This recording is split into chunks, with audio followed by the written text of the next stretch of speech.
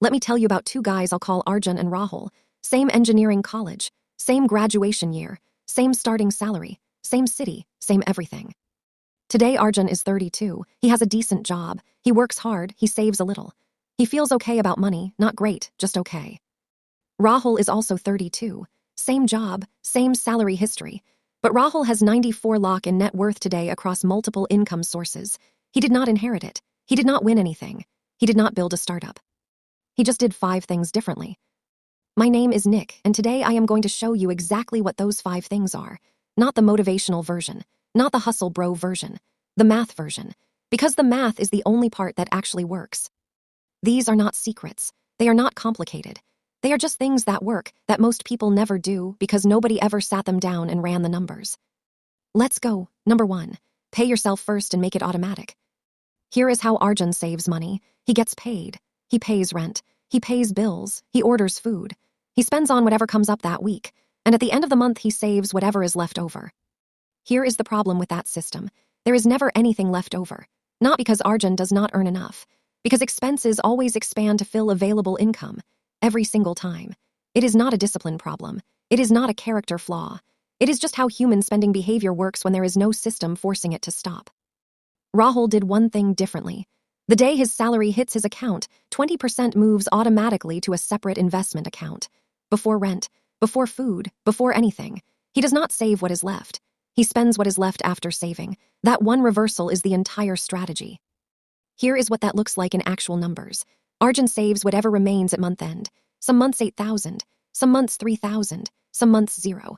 Average across 8 years, roughly 4,500 a month. Rahul auto-invests 9,000 a month from day one, every month, without thinking about it, without willpower, without motivation. At 12% annual returns over 8 years, Arjun has roughly 18 lakh. Rahul has 94 lakh. Same salary, same city, same starting point, different sequence. The automation is not optional. It is the point. The moment saving requires a decision, it will fail. Willpower runs out. Automation does not. Set it up once. Forget it exists. Let it work while you sleep. Here is the action step. Open a separate investment account today. Set up an automatic transfer for the first of every month. Start at any percentage that does not hurt. Increase it by 1% every 6 months. You will not notice the 1% increase. Your future self will notice the result. Number 2. Build one income stream that does not need your time. Every single rupee Arjun will ever earn requires him to show up somewhere. If he stops showing up, the money stops. That is not wealth. That is a salary. Salary is survival. Passive income is freedom. Now, before you check out because you have heard this before, let me be specific. Because most people hear passive income and picture dropshipping or crypto or some 3M infomercial scheme. That is not what I am talking about. The most accessible passive income for a normal salaried person right now is this. Dividend income from equity mutual funds or direct stocks. Rental income from property if you have the starting capital. Interest income from bonds or fixed deposits. And digital income from a one-time created asset like an online course, a template, or a niche content channel. Rahul started at age 26 with the simplest one. He put 3 lakh into a dividend-paying index fund. 2 years later, that fund was paying him about 1,800 rupees a month in dividends. Not life-changing, but it was money arriving without him doing anything. He reinvested every rupee. By age 32, that position had grown to 11 lakh and pays him roughly 7,000 a month passively. 7,000 rupees a month is not retirement money, but it is 1 month of groceries arriving without him lifting a finger. And psychologically, earning your first passive rupee changes something permanently. You stop seeing income as only something you go get. You start seeing it as something you can build and leave running. The goal in your 20s and early 30s is not to replace your salary with passive income. The goal is to build the first stream. Just one. The ones you plant at 25 are the ones paying you at 45. The ones you wait to plant until 35 are the ones you wish you had started a decade earlier. Action step. Pick one passive income vehicle this month, not 5. 1. Research it for 2 weeks. Start with whatever amount you can. The amount matters far less than the act of starting. Number 3. Treat your skills like a product with a market price. Arjun gets a 7% increment every year. That is the standard. He is grateful for it. He does not negotiate. He does not ask questions. He does not think about whether 7% reflects what his skills are worth outside his company. Rahul got the same 7% at age 25 and immediately went to find out what his skills were actually worth in the open market. He spent 6 months learning one specific high-demand skill his current job did not require, but that companies were paying serious money for. Data analysis with Python. He practiced on weekends. He built 2 portfolio projects with real outputs. He applied for a lateral role at a competitor. They offered him $68,000 a month. His current company was paying $47,000. He showed the offer to his manager. They matched it within a week. He never left. That one conversation, backed by one real skill and one competing offer, added 21,000 rupees a month to his income permanently. That is 2.52 lakh a year. Compounded into investments over the next 8 years, that single salary gap accounts for nearly 38 lakh of the difference between Arjun and Rahul's net worth today. Nobody handed Rahul that money. He manufactured the leverage to ask for it. Here is the rule that nobody says out loud. Your salary is not a reflection of your value. It is a reflection of your negotiating position.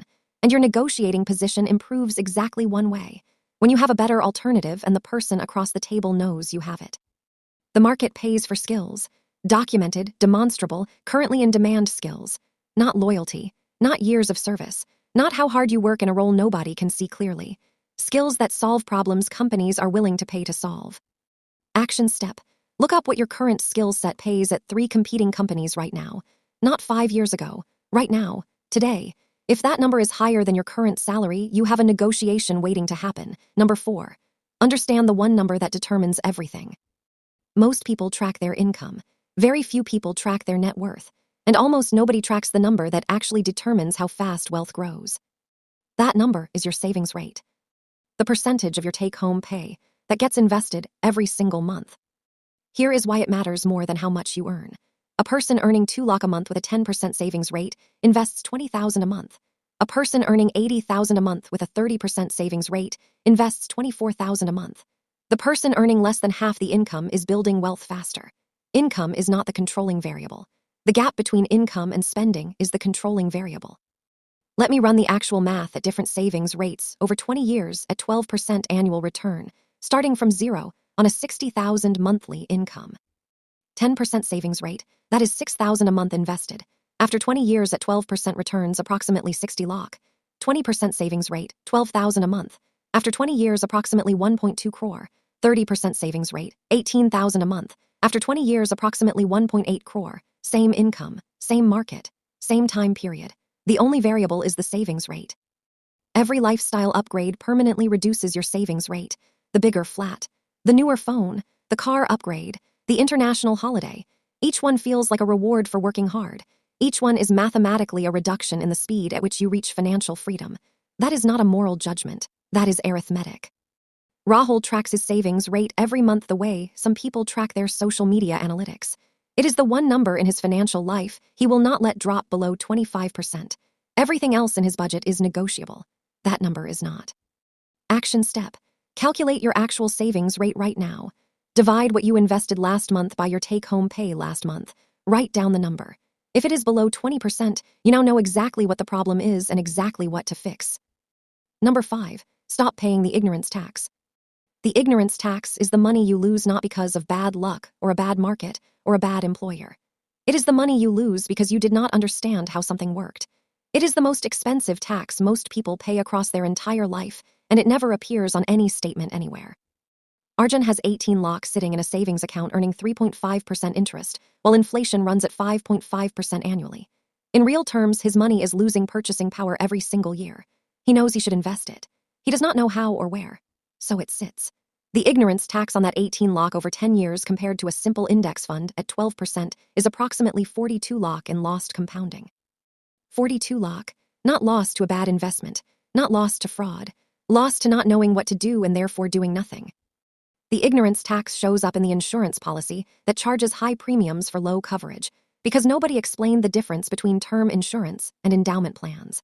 It shows up in the home loan taken at 9.5% because nobody mentioned that switching lenders takes 2 weeks and drops it to 8.4%. And drops it to 8.4%. It shows up in the SIP sitting in a low-return debt fund for 6 years because nobody explained equity versus debt allocation at the time of setup. Each individual ignorance tax looks small in isolation. Across a lifetime, across multiple financial products, across decades of compounding that never happened, it costs crores. Real crores. That would have been yours. The cure is not complicated. It does not require a finance degree. Read one personal finance book this year. Watch videos that actually explain how specific products work rather than just telling you to invest. Ask one genuine question before signing any financial product. Spend 30 minutes a month reviewing where your money is sitting and what it is actually earning. Rahul spent roughly 45 minutes a week for 2 years learning how money works. Not trading, not stock picking, just understanding the basics of how financial products function and what they actually cost versus deliver. That 45 minutes a week is directly responsible for tens of lakhs of difference between his outcome and Arjun's. Not talent, not luck, not a better job. 45 minutes a week of knowing what the other guy did not. Action step.